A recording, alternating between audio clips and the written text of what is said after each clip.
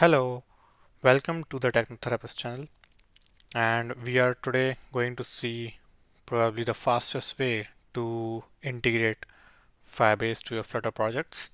So let's begin. First of all, I'll go and I'll add a project. Let's say fastest Firebase. Let's create a project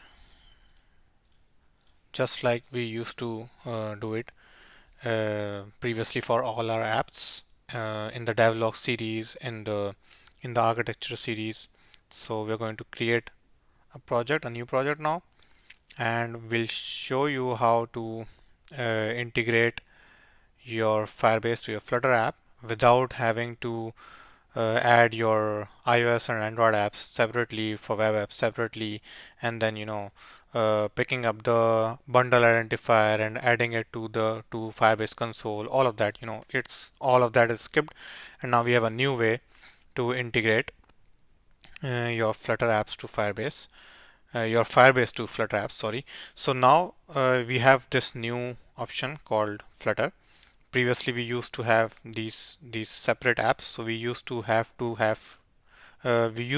create iOS and Android and web apps separately, but now we have this button. So let's go here, and it will ask you to first of all install Firebase CLI, which I already have. So for those who don't have, you can just go to this page, and according to your operating system, you can install Firebase CLI.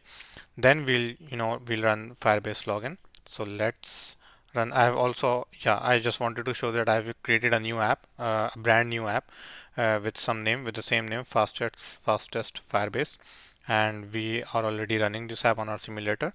So now I'll just go and do Firebase login.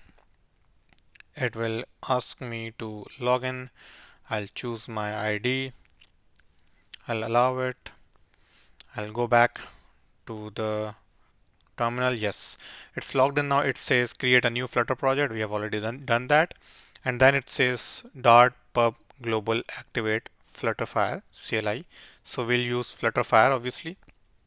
So let's activate FlutterFire CLI. We have it. We've done it. Now it says FlutterFire configure, and just not like previously we used to do FlutterFire configure, and it used to give us options. So now we'll tell it to configure the FlutterFire for a specific project, like for this specific project, so that we don't have to create our apps inside our Google Firebase console. So we'll just copy this, we'll paste it here,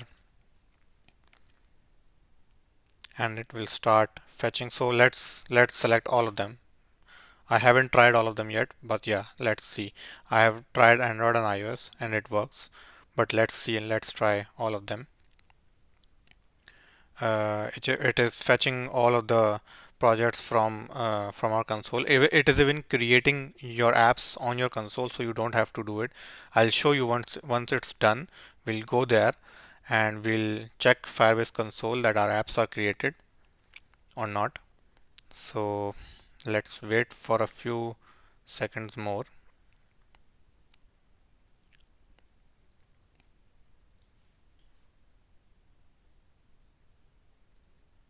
So it's basically taking a little more time because we have 4 platforms. So now, yeah, it's done.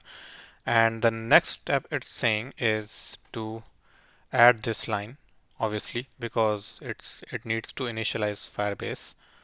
So let's add this line here and add async.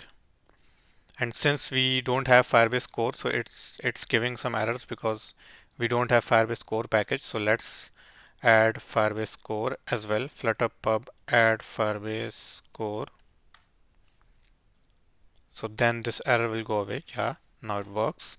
And we'll have to add Firebase core as an import in our main file as well, and then default options, which was created by the command line. So yeah, I think we are done now. We'll just have to add one more thing because it won't work. Widgets, what do we call that? Widgets observer binder dot ensure initialized. Ensure initialized. What do we call it? Uh, widgets Flutter binding dot ensure initialize. Yes, this one. So yeah, I think that's done, and we can now try to stop and run our app again. Let's just kill it and run it again. It might run pod install and it might take some time, but let's see. No, it didn't take time. Okay, awesome. So our way to test that if everything is working fine, the way to test is that there should be no error logs inside our debug terminal. Yes, there are no error logs. And the second step is we continue to console and it should have created. We should refresh it and we should see our apps. Yes, we have. So we have this Android app, we have this iOS app, we have this iOS Plus app, and we have web app as well. So awesome.